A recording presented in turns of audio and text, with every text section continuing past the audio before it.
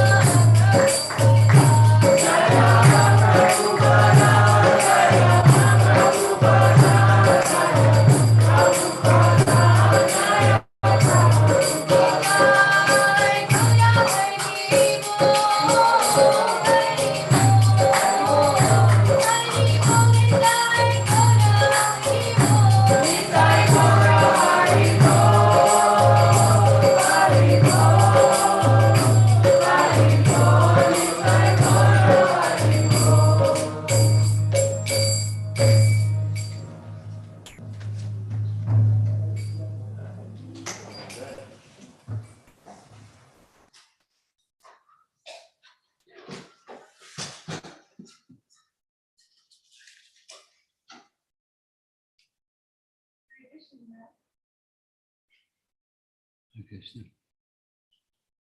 This looks like ladies' handwriting, and this looks like men's handwriting. Yes? Yes? We just had our ashram meetings. We wrote our questions in the meeting. Okay.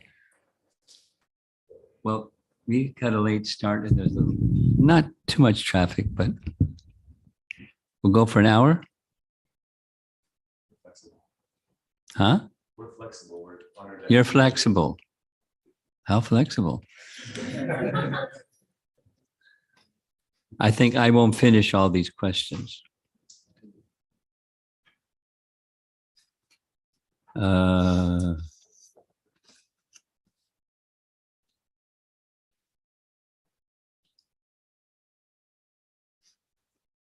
Here's an interesting one. Somebody's got some really small handwriting. So I'll just go alternate back and forth between the men's and the ladies. How can my trust in Krishna be deepened or detected?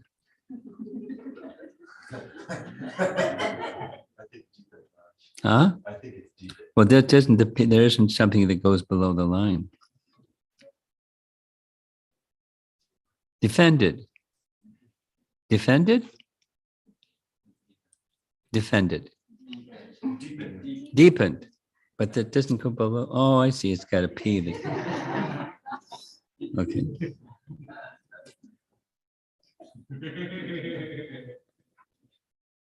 Is this something that naturally happens over time?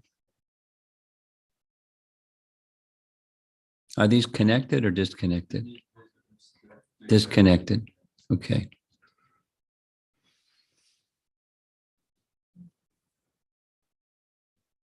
Are you using the word trust as kind of like a synonym for faith?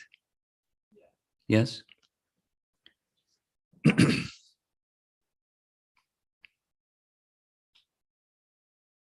Well, miracles one way.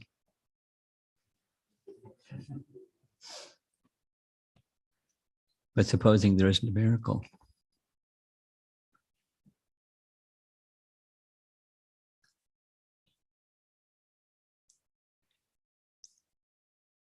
There's several like simple formulas or adages that are easy to work with. One of them is acting in knowledge increases faith. So supposing you're a new devotee and you hear a bunch of stuff and something out of that bunch of stuff sounds like, hey, that I can relate to that. So you do that. And when you act in knowledge, something happens. You get a realization. When you get a realization from something that made sense to you, that out of all that stuff, it increases your faith in stuff. So you go back to where you heard stuff and you hear some more. And then out of that, there's something that you really resonate with. Maybe you didn't hear it as well before, something like that. And so it builds in a natural way by acting in knowledge. Another adage or principle is similar to that, because you have to have knowledge, you have to have people that have knowledge, because knowledge comes from people. I mean, Super Soul can teach you also, but so it's association with those who have faith helps you strengthen your faith.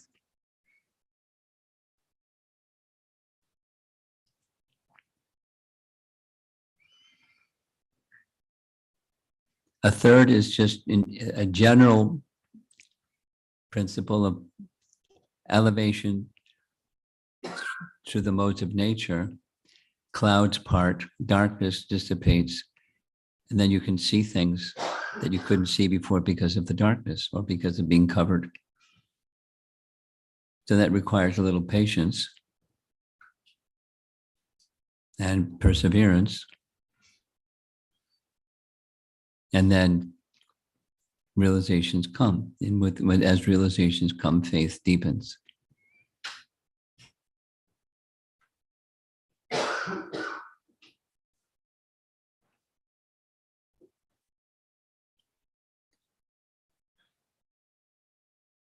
When you see, here's something, when you see in others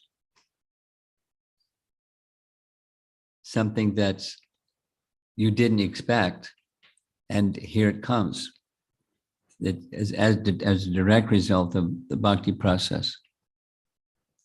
Somebody that's, different or out there or something like that, and you see how they're moving. I'll share one that is really powerful for me. I mean, there's lots of them, but starting in 2010, I started visiting China. I started visiting China because I was the chairman of the GBC and nobody gave me a job description. Go jump in the pool and swim around. Okay. So I started thinking, what does this mean? And I thought of Rabindra Swarup Prabhu because he was a chairman twice before I became chairman, and I just consulted him.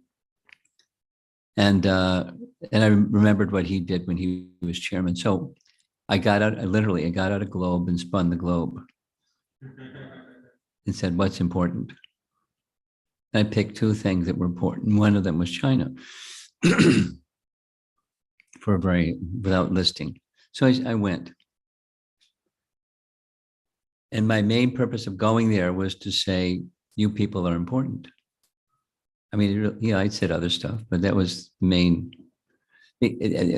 How much of the world's population is in China? I've heard different figures, but a third of the world's population. It's like, anyway, there's a lot of people in China. And at that time, there was no GBC that could visit China. Tamal Krishna Maharaj had left. Giridhari Swami was not well. And Chandrasekhar Prabhu was kicked out of the country. In India, it's called blacklisted, right?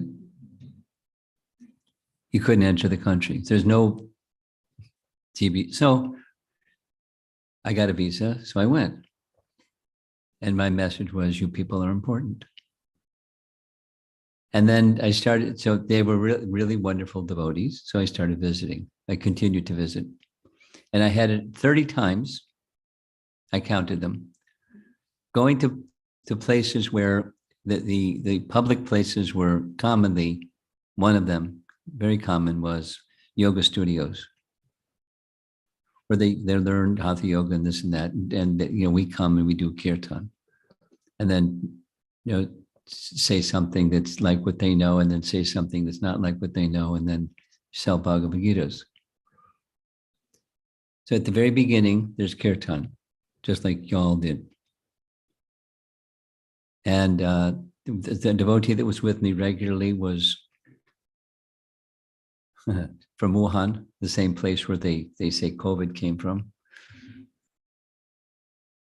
and his wife, and they're really, really nice couple with nice kirtan.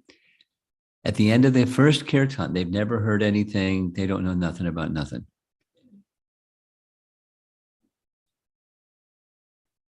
First hand comes up. What was that? When you were singing like this, I started to cry. My whole body was trembling. My heart was having feelings I've never felt before in my life. What was that? It wasn't once. It happened again and again and again and again and again.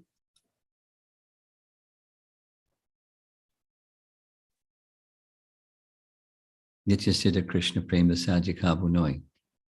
Shravanadi Shuddha Chite. I mean, that was a faith builder. And it wasn't just a random,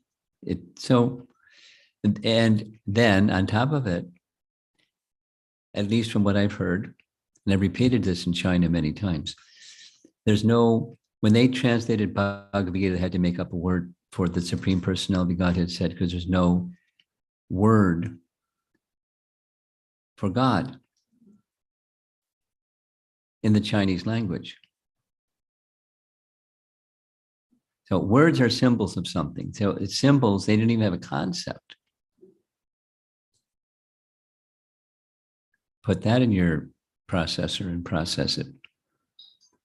And then they hear Hare Krishna and they start crying. And they feel some spiritual emotion. What does that say? Scripture is true. Shravanadi Shuddha Chitte. So Krishna is there in their heart. They don't know anything about anything. No less than I knew when I started, because at least I knew the word God. And it was a confusing topic. Anyway, it's kind of, you can see things in other people where something happens that's just amazing. And then through association with devotees, you come to hear from those devotees something that was surprising to them, but was also confirmation to them that there is a relationship with Krishna. We all have examples. I could give some examples, but that's it. So there's subjective and there's observation. There's elevation of consciousness, elevation of the modes of nature, and the clouds part, and you can start to see things.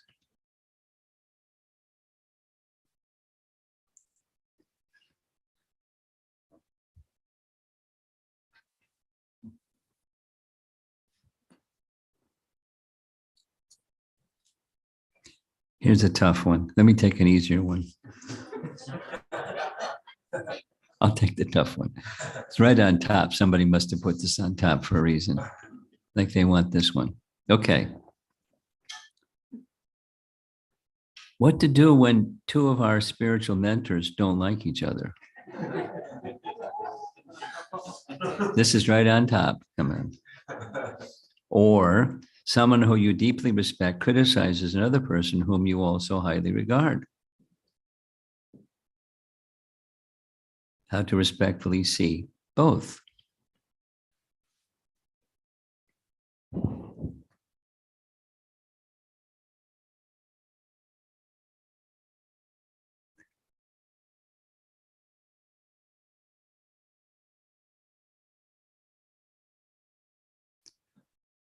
Well, it can happen amongst mentors. It can happen in your family. It can happen amongst your friends.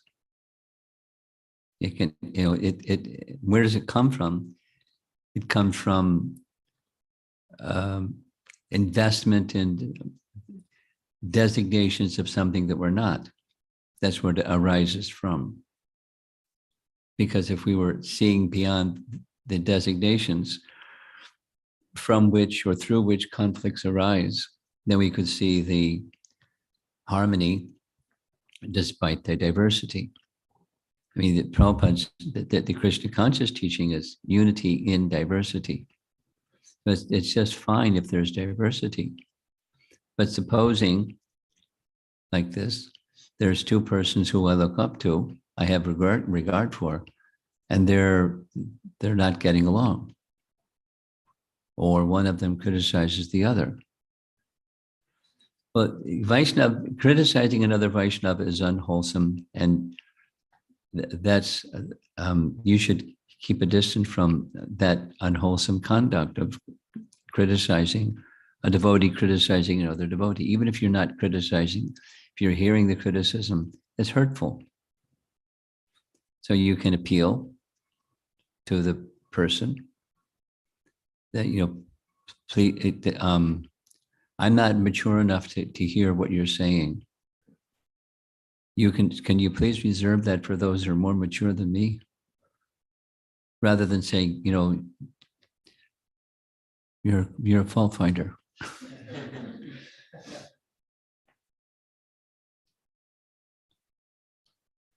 And if it's it happens in a consistent manner, then you have to look to some other options,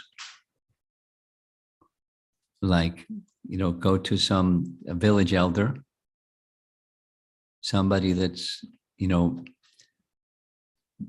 not in the midst of this situation, and ask for their help or intervention or whatever suggestion, because there's consequences for criticism of Vaishnavas.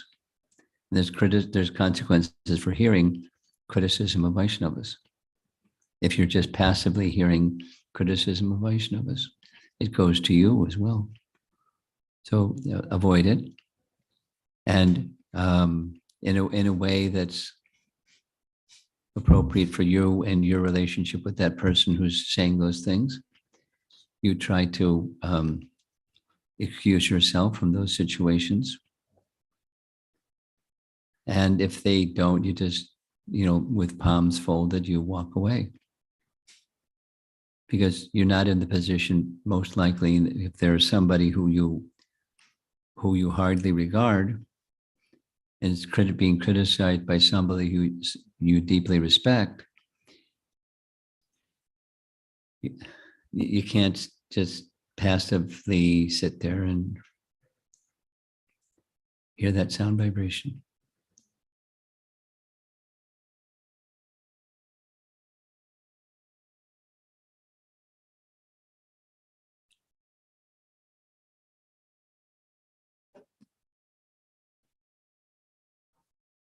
Now, I don't know of, I'm trying to think of a situation that I've been in where two persons who I like, spiritual mentors who I look up to, and they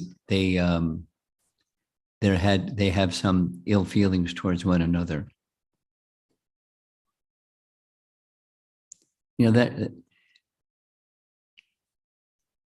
you can say something or say nothing. And, in course of time, those upadhis that this one may have, or that may have, or both of them may have, the process of bhakti has the power to relieve them of that identification with the upadhi, because that's the cause of the conflict.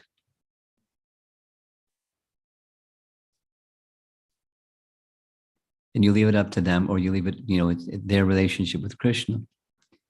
This is something Burijan Prabhu, I forget what it was, but some many years ago, I was teaching at the Vrindavan Institute of Higher Education, and Burijan was in charge of it. He had started it up. So we were having lunch together daily. And one time at lunch, I brought up something and what to do like this. And he gave me a nice lesson that it's not at all circumstances, but it was very helpful. He said, sometimes there are things that are between an individual and Krishna, and don't try to play Krishna's role. You hold a high regard for the person you have some regard for. You continue with your service, and you have your relationship with that person. And if there's some conflict that they're involved in, that maybe it's an option. It's between them and Krishna, and don't play Krishna. You can have concern.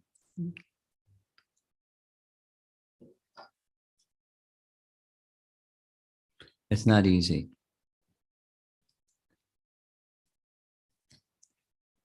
I'm going to go put yours on the bottom in case we get through all of them. The other 3 questions.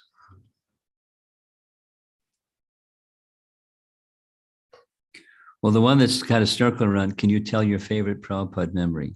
Or a few, but I'll read the other one. I am very sensitive, and sometimes Prabhupada's chastisements scare me. And Lord Chaitanya too. How can I overcome fear of those very important and merciful devotees when I'm supposed to surrender to kama, trust, and love? Or whom I am supposed to surrender to, trust, and love. Well, a really nice verse.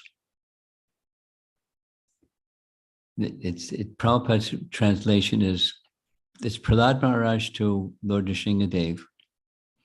And where in the verse where he says, there's some sadhus that like to go in a secluded place and secure their liberation, but but not me. I don't want to go back to the spiritual world without taking these fools and rascals with me. And that's not, the Sanskrit is not fools and rascals, but that's Prabhupada's language.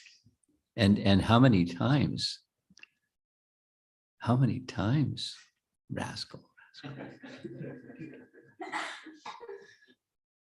There's a little video of Prabhupada sitting in the garden in Los Angeles. The garden in Los Angeles means there's the temple, and over here is the entrance to Prabhupada's quarters, and over on that side is a little garden, a little very small place. But Prabhupada was placed in the back, and then in this particular little video, all around Prabhupada were professors, all wearing suits and well-educated men sitting at Prabhupada's feet. And one of the professors asked, Swamiji, can't you use another word besides rascal? It's a very strong word. Can't you try, like mistaken or some other word like that? And he said that and he smiled and said the sum total being mistaken is a rascal. And so I've been around a few years, and it's still hard for me to hear it because he says it so often. But what's behind it, you'd step back from the word itself and the implication of the word itself, and it's kindness. Like Prahlad, I don't want merging. And I don't want to go to Vaikuntha. I don't want to go alone without taking other people with me. And those people that he wants to take with him are using that adjective.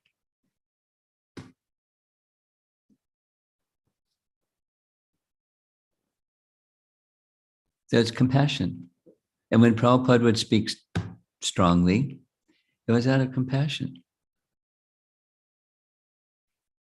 If you understand the person, then when a person who has compassion speaks strongly, it's because it's needed. In that, it's so needed. Some oftentimes saying rascal, rascal, rascal.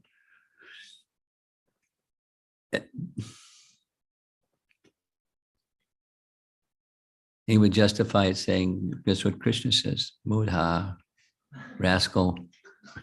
It was his way of cutting, because of the very strong affinity for being an enjoyer and going in that direction even further, being averse to the supremacy of Krishna. So it was strong language, because in his understanding, his estimation, it was needed. It's a little bit like, it's different, but it's a little bit like the mood of Bhaktisiddhanta and the mood of his father. The mood of Bhaktisiddhanta, he was known as Nrsinga He was called Nrsinga because he would confront nonsense and he would smash it. So it is said when he was walking on a street, that the nonsense people would walk on the other side of the street because they didn't want to be confronted, and he would confront them. I can give an example, but his father had a very different personality and a very different approach. His father, his approach was humble persuasion. He would speak very reasonably, acknowledge, there's merit in this understanding, and there's holes in the bucket in this understanding, and a superior understanding is this one, and here's why. And it was humble persuasion. there's a story. I don't recall reading it in some biographical text, but one time Bhaktisiddhanta spoke to his father. You entertain all these people in your home, and they should be, corrected, but you treat them with such respect and dignity. And they had a different approach. They're both very powerful, and they're both very effective, and they had a different approach. And so Prabhupada had the approach that he had. And his intention was, look at how he lived. Look at the big picture. What did he do with his life? He literally sacrificed his life for us. He went all over the world so many times, et cetera, et cetera, et cetera. For what? What was he doing? He wanted that people would be happy, and he knew what was the obstacle for their being happy was attachment to misery, not misery, attachment to the sources of misery. So he was sometimes very strong.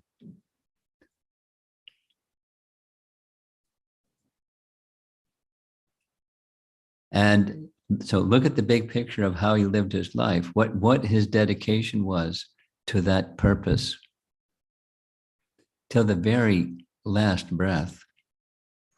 And everything, up until that last breath, he is compassionate, very tender-hearted, and strong when he needed to be strong. And he saw the necessity of the world, the direction the world was headed in. And he had the purity and the compassion to speak strongly. And did it, not always, but enough that you got the message, if you were listening. Now, so how to handle when Prabhupada would speak strongly? Recognize the place that it's coming from. It's a place of compassion. And consider all the tenderness with which he did what he did with so many devotees.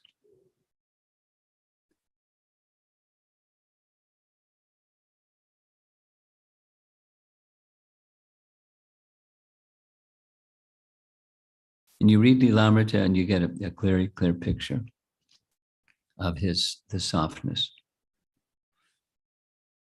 And you hear the memory tapes and how persons were so touched by Prabhupada's kindness. Even that, even a small gesture.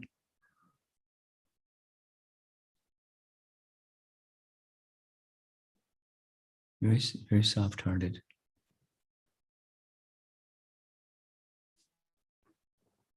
I recommend that whoever wrote this, you read the 2-volume book about Jamuna's life, and you'll see how kind he was to her. Not that he wasn't kind to everybody, but he was especially kind to her.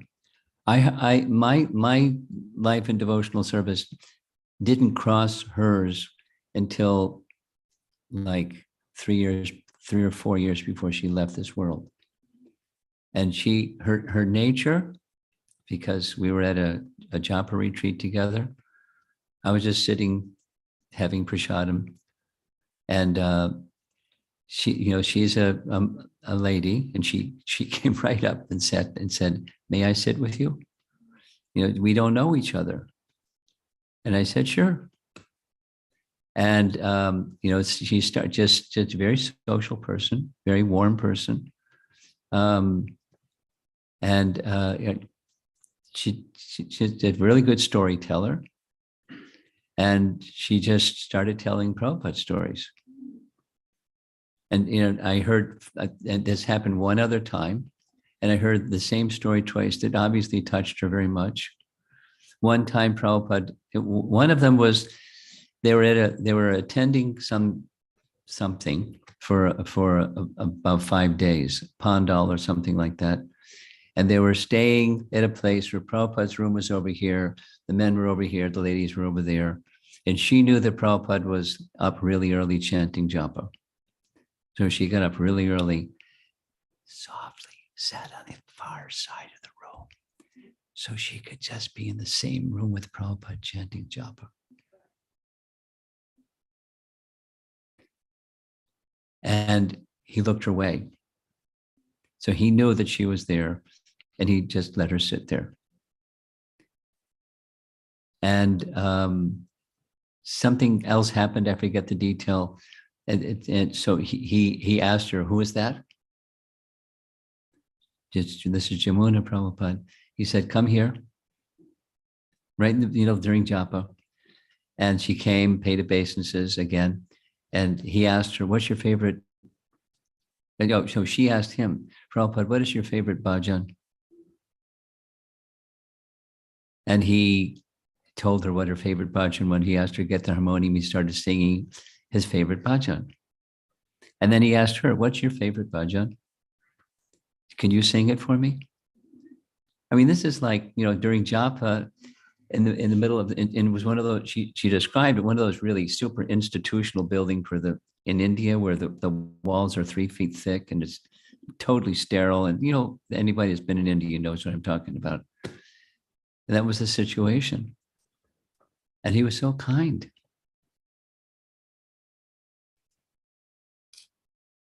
He knew how to touch people's hearts. And so here's another one. I heard this twice. He wanted her and one other lady to come to a program that he was doing because they could sing very nicely. So he arranged for their train ticket.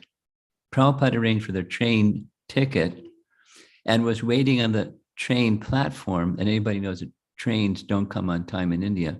He was standing on the platform waiting for them with garlands and sandalwood paste.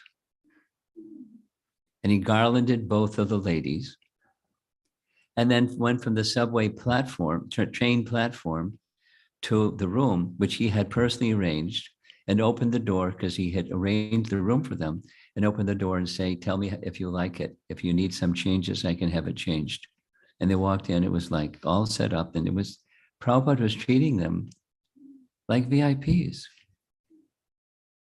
And his is a world acharya that's got thousands of disciples, and he's because of their affection and love for him, which they had, like anything, and there was reciprocation. And so that may not have happened like that with everybody, like it didn't happen with me, but that's quite okay. That's the nature of Srila Prabhupada, our founder acharya, is he was very affectionate. And when he used strong language, it was because it was needed. At least it was his, transcendental sense that it was needed. And so he used it. As often as he used it. But the person from whom that strong language was coming was a very affectionate, compassionate person. So file that emotion in this larger picture. And if you have a problem getting that larger picture in focus, read that book, because there were exchanges. There's many more. Okay, enough with that. This is the same handwriting. I'm going to another one. They all look like the same handwriting. If we are struggling with our spiritual practice, how can we tell if this is Maya tempting us, Krishna testing us, or because we've committed an offense? Does the why matter so much as in will knowing help us in passing the test? Or should we just focus on staying strong and making it past the difficulty? Nice question. If you see something is repeating itself and repeating itself and repeating itself and repeating itself, that gets special attention. And You can inquire, but you may not get an answer as to what's the cause. But if you're alert, by asking the question, you're more likely to be alert to what the cause might be. And in the final analysis, what's is especially important is if it's due to an offense. Because if there is an offense, it's really stubborn. According to Jiva Goswami's writings, anarthas are more difficult to get rid of than the results of sin. Sins are more easily dissolved or dismissed than offense. So if it's offense, it's difficult, and it doesn't necessarily mean that the offense is an ongoing one. It could be something remote, and the consequence of some remote offense is that an anartha that's in the heart that's making spiritual practice difficult. One of the best remedies, if whatever the cause is attentiveness to your practice. Because bhakti, the answer I'm giving here is, bhakti has the power to remove anything, including the consequence of offense or the anarthas in the heart. Bhakti has that power. Other activities don't have the power. Whatever the cause is of the weakness of practice, except that's my current status or situation, and I don't want it to stay like that. And so I'm prepared in acceptance to strive in ways that are doable steps for me to go in the direction of attentive practice. And then comes all these other nice things about how to deepen my faith. And so you do all those things so that your practice will become better. And as your practice becomes better, you'll be more able to discern what the cause is. Is it a test? Is it Maya? Or is it due to offense? So within the question is, yes, just work on aligning yourself better with what you know good sadhana is and its different features, the body, mind, and the heart, parts of good sadhana.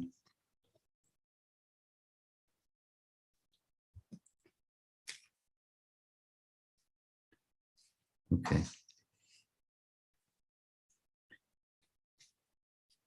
How can we develop a strong taste for japa?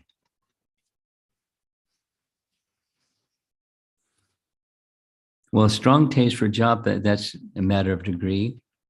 Strong taste for japa. And you become an advanced devotee. That's how you get a strong taste for japa. And you develop a strong taste for japa, you become an advanced devotee. So sadhu sangha, the how-to questions have a very simple answer, sadhu sangha. And then you can unpack sadhu sangha and you get all the different parts and pack it back together, and it's sadhu sangha.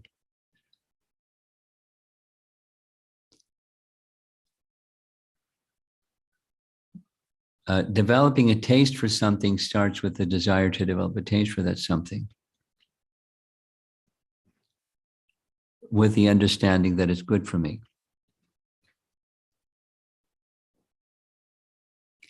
Here's an example. It's part of the principle of eating meals is in the very beginning to have something bitter. Did your father teach you this one? Yeah, you have neem leaves or nimba. You never had that. Okay, it's a Bengali thing. You take nimba juice or neem leaves, and it's because you take something bitter, and it starts the digestion process. even before you eat. So who likes to eat something bitter first? Well, people, oh, you do. Corella. Yes, that's another one. But even more bitter is neem. Neem. So there's a, I don't go into it. There's a preparation that it's like, and they serve that first. But there's a purpose for it. And, you know, it takes a while to develop a taste for those things because they're not yummy. But you do because you know it's good for digestion. And so you do. And Bhakti True Swami would regularly serve that. I forget what it's called right now.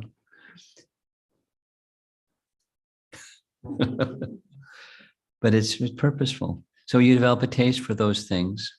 And then once you have a taste for those things, it makes sense.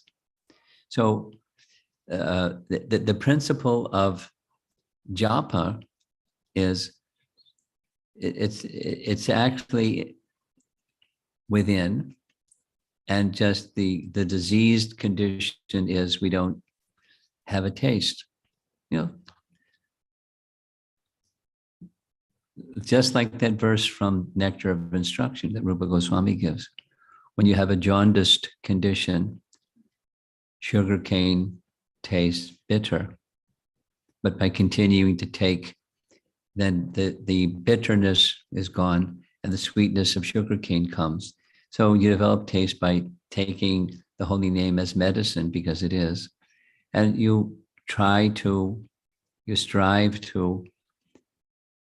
chant with attention.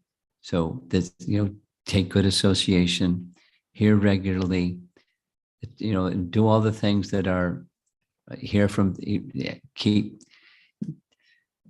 do all the things that are going to help your japa. Some phrases that you like, some prayers. This is a really important one. Some prayers, reciting prayers at the beginning. It doesn't like that. It's not a silver bullet, but it's something that helps to develop some taste.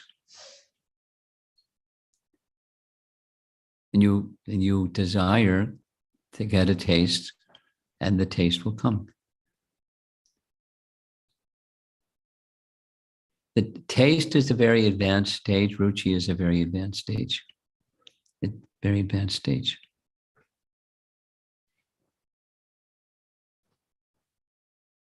But you strive for it. And different things are meaningful for different devotees. I can say some of the things that are meaningful for me, but you know, different devotees have different things that they find are meaningful for them. And it's the essence of the holy name is, the name is a person, and there's a relationship with Krishna that we can access through the name, because the name is Krishna. The name and the person are the same. So if you want a relationship with Krishna, then you start with a relationship with the name. And you invest in any relationship, you invest in the relationship without expectation. Because you invest in a relationship, we've got this thing going on where I'm expecting something, I'm expecting something, I'm expecting something. That's business. It's not exactly relationship. So just invest in the relationship, because that's what we want. We want to be again in our relationship with Krishna, although it's dormant and forgotten. Okay. That's like a japa retreat question. Yeah, you got another one. Let's see if it's the same handwriting. No, it's not. I'm going to take yours. The other one's the same handwriting. But maybe I shouldn't read yours, and everybody know who it's yours. It's okay? Oh, it's not yours. Okay. Okay. How can we persevere in spiritual life through those things that we relate to Krishna that have caused us pain? Especially knowing that we wouldn't find that pain outside of ISKCON or God consciousness. Well, two things. I don't know what pain there is that you cannot experience outside of ISKCON or God consciousness. But it's more, so it's, I mean, but whatever that is, if it's for me, it's very simple. The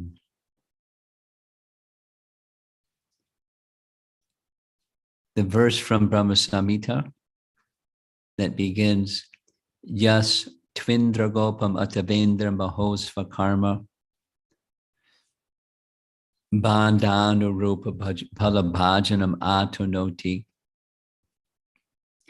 Karmadi Nirta Hitakintu Cha Bhakti Bhajam.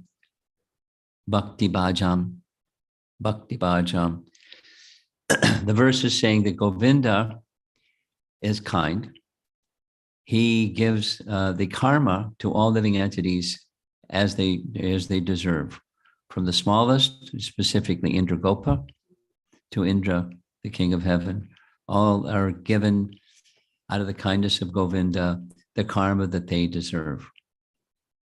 And for those who are doing bhakti, he shows a different kind of kindness.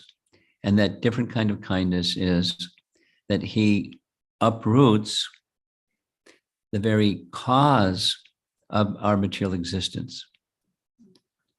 And Bhakti Siddhanta writes, namely, I mean, he puts V-I-Z, which means namely, it's Latin, namely, nescience and evil desires. So if you're practicing bhakti and you're experiencing a pain that you feel somehow is not available outside of ISKCON, then understand this is a kindness that's coming to you. Now, a kindness, how, it's like this other question of harsh language. How is kindness when you undergo some difficulty? If you don't understand that the difficulty is uprooting the very cause, the root cause of material existence. The root cause of material existence is ignorance, and it's uprooting it.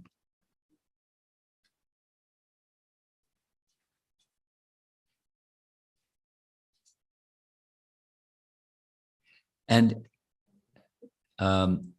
maybe one day, whoever's writing this, you'll become an elevated devotee. And you'll find when you become an elevated devotee, it's not that the discomfort stops. It's not that discomfort stops.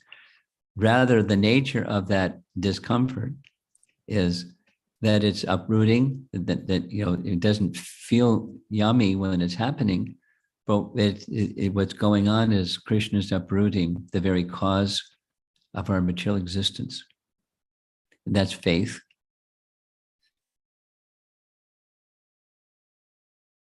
And you wouldn't undergo that uprooting of the very cause of your material existence if you weren't a devotee. But it doesn't mean it doesn't hurt. It just means that's what's going on. And one who has faith understands that's what's going on. I mean, I just had this conversation with a very dear friend of mine, a god brother that's been, very close. And he's going through something that's really painful. And, I've been very cautious. I sent him that verse in purport, Bhakti Siddhanta's verse in purport, without like hammering him with it, because it was, because of the person and our relationship. But what he's undergoing, as far as I can see, it's Krishna's uprooting the very root cause of material existence within him. And it's painful. And it hurts. But it's good. Not the pain is good, but the uprooting of the very cause of material existence is good. I see it happening. And that his attention is turning to things that if that pain and that cause of uprooting wasn't there, he would continue doing something that was nice and valuable, but missing the essence, as far as I can understand, the essence of what Krishna wants from him. So, if you're a very fortunate devotee, you'll be put through ordeals that are of that nature.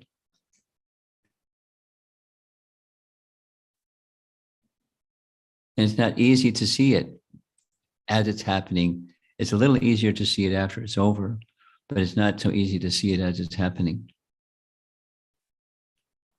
But this is the issue of Krishna's kindness. Behind all of that, like some of these other topics, what is it that you want?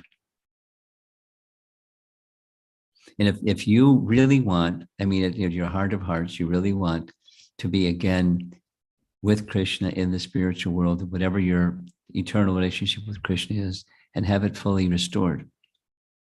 And you're living in that consciousness instead of this one. If that's in your heart of hearts, then these other things, the discomforts and the trials and tribulations things, it's quite okay. That has a lot to do with faith. Supposing you don't have faith in Krishna and God consciousness, as the question is saying, is there going to be tribulation? You bet. It's just have a different nature. From Indra Gopa up to Indra, there's tribulation. It's just the nature that Krishna declares it. It's the nature of the place. Dukhalayam shashvatam. It's just the nature of the place. Dukkha, distress, by design. It's not a nice place. It's not meant by design to be a nice place. It's meant to be a reminder we don't really belong here. Anyway, back to the other questions.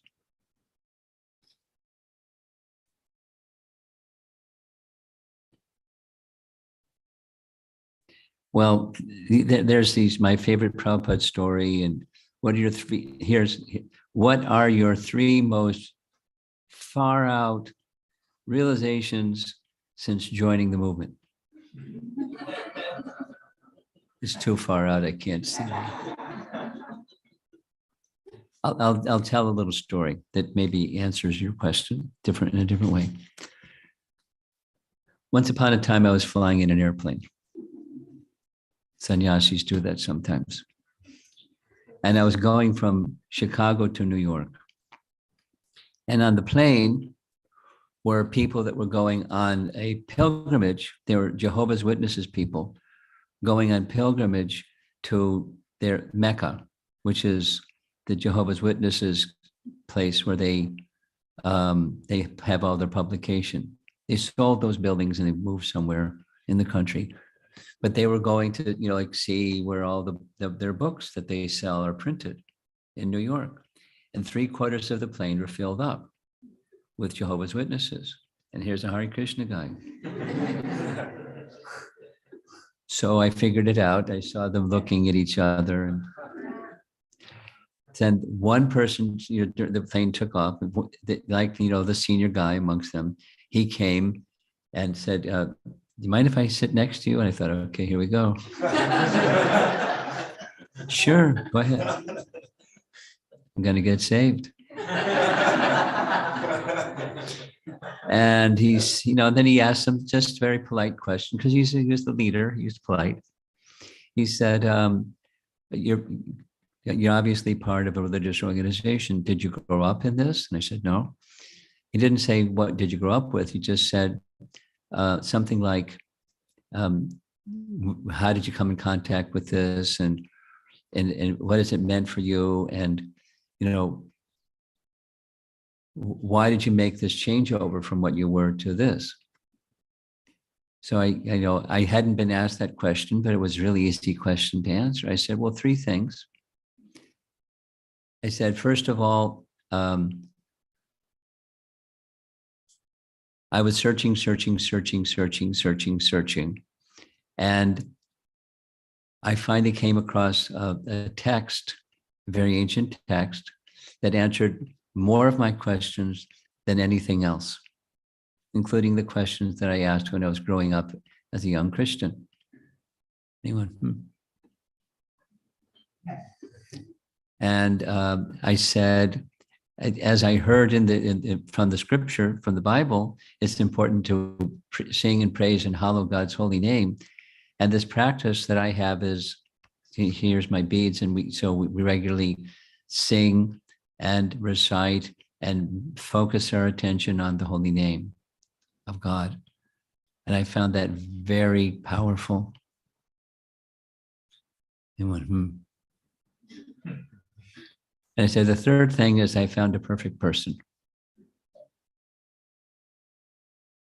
And it's very easy for me to give my life to a perfect person. And everyone else I met was not in that same category, a perfect person. And he went, So, well, thank you very much.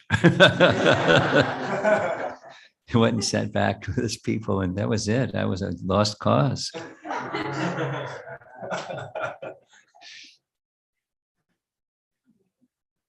So the scriptures and the holy name and Prabhupada. 3 realizations, far out realizations.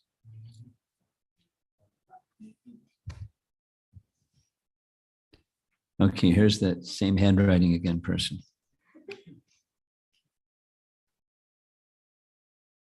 Similar, when we have been through difficulties and our spiritual life has suffered as a result, parentheses, less faith, less determination, less enthusiasm, etc. How can we work towards regaining some of that? Other than through chanting and following the 4 regular principles. Not other than, but in addition to, I assume. So,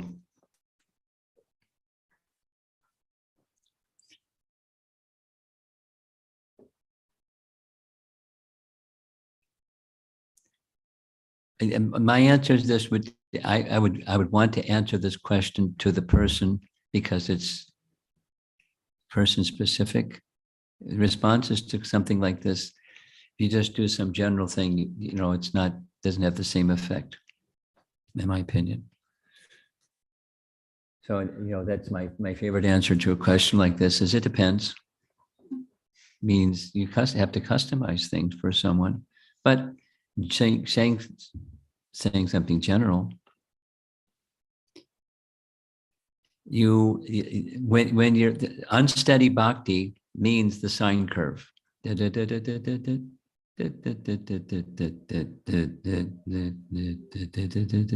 So there's ups and downs. There's hills and valleys, using Badahari Prabhu's expression. And it's just part of the terrain. There's hills and there's valleys. And so the expectation that it's going to be up, and especially when you're down, you want it to be back up again. It's not just wait a while and go back up again. This is part of part of my answer is just recognize you're in a stage, this person and all of us are in a stage of unsteady bhakti, anishtita bhakti, and there's ups and downs, unsteady bhakti. So continue when you're down, continue to strive with faith. And perhaps because you're down, it's a good opportunity to do so with more consciousness or mindfulness than mechanical performance of sadhana bhakti, because you don't like to be down. So you are more mindful, more prayerful, more conscientious.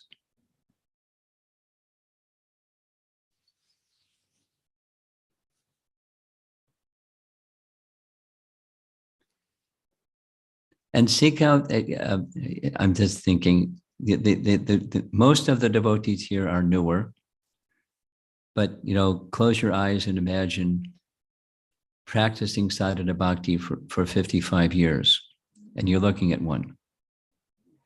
So what does that take, to go through the ups and the downs? It takes commitment, some conviction that there's a purpose that's beyond the ups and the downs.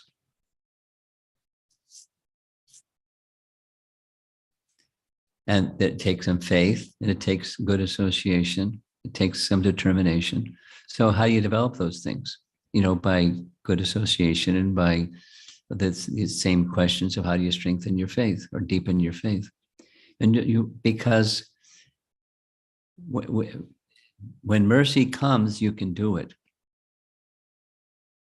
And mercy comes by being in the position, very simple realization, being in the position of just being a humble servant. With the being in the mood of being the humble servant, it's quite okay if there's ups and downs. It's quite okay if you're not at the top. It's quite okay if you're just in your mood of relationship of service. And there's reciprocation for that. There's strength that comes from that. And gradually being more conscious of what the holy name means, what being in a relationship with the holy name means, what being in a relationship with our founder Acharya means, what being in a spiritual relationship with others means. It's the reward for one who faithfully stays with the process and become purified. That is to say, love for Krishna is within. It just needs to be awakened.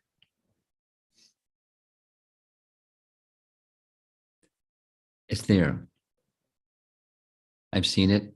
I have experience of it. Look back, the person asking the question, look back where you were, or some people that where they were some months ago or a year ago or whatever period of time ago, and where you are today compared to that. And if there's some down period, it's quite okay.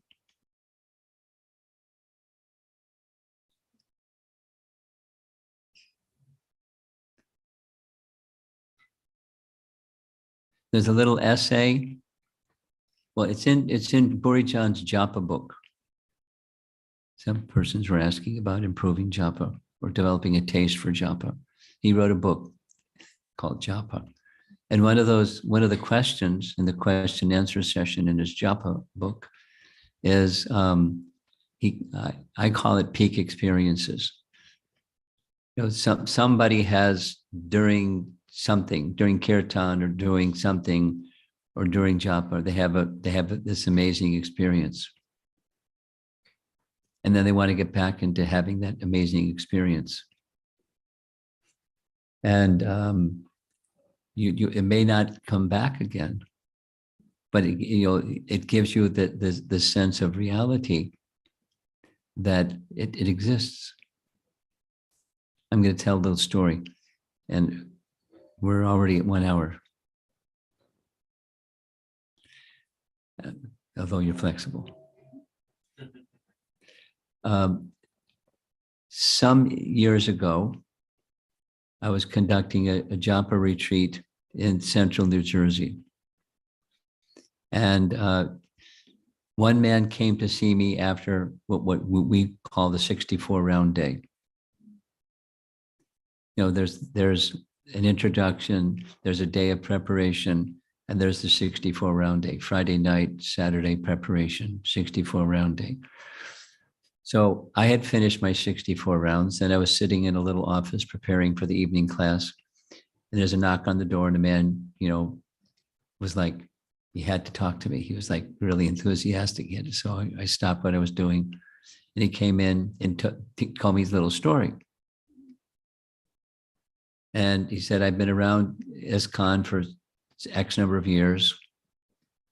And I've never been able to chant more than 4 rounds.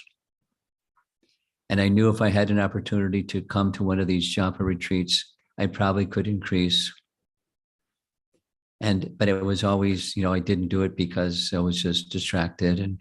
But because this was right here in my area, I came, and I had no expectation.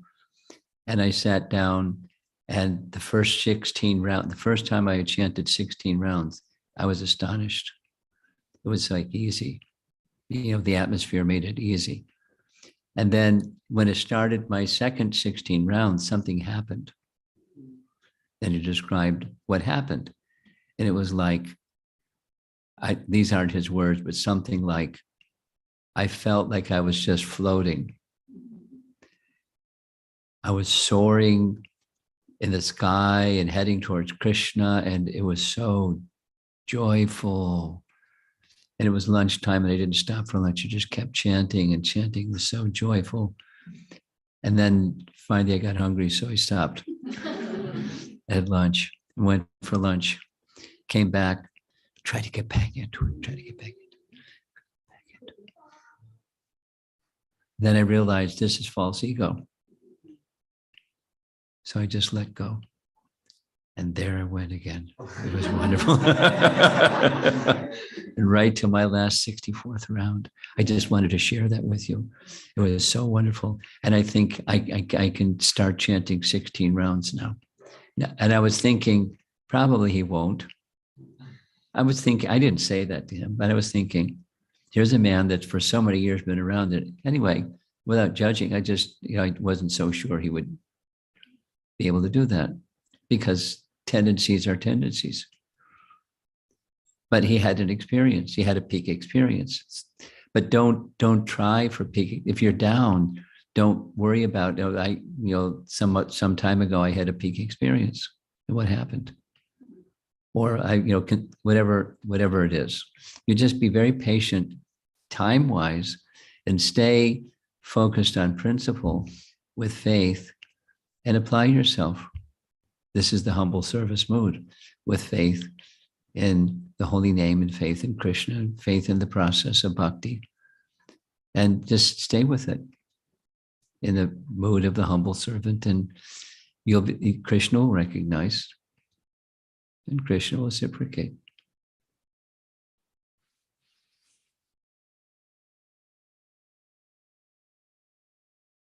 I think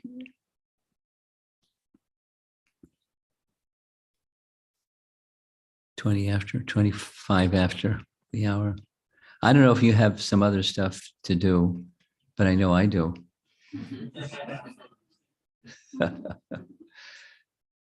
So it's been nice being with all of you.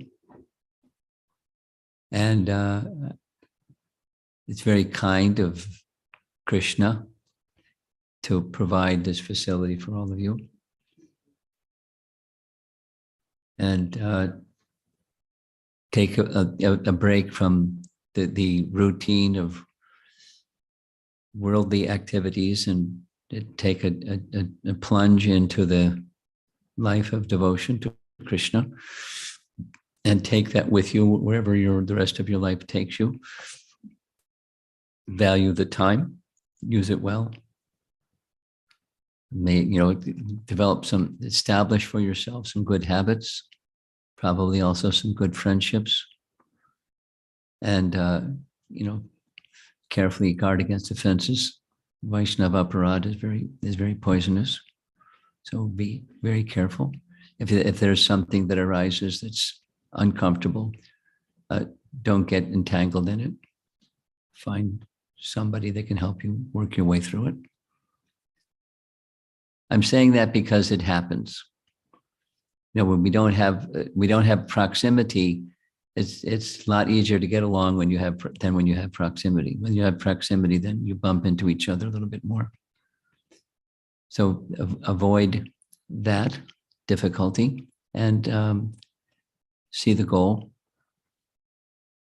Take this time of your lives as a great opportunity for growing and learning and carrying it with you.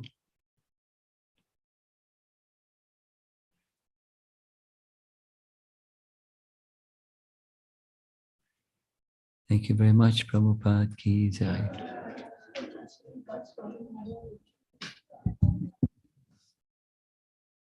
don't know if I have enough, but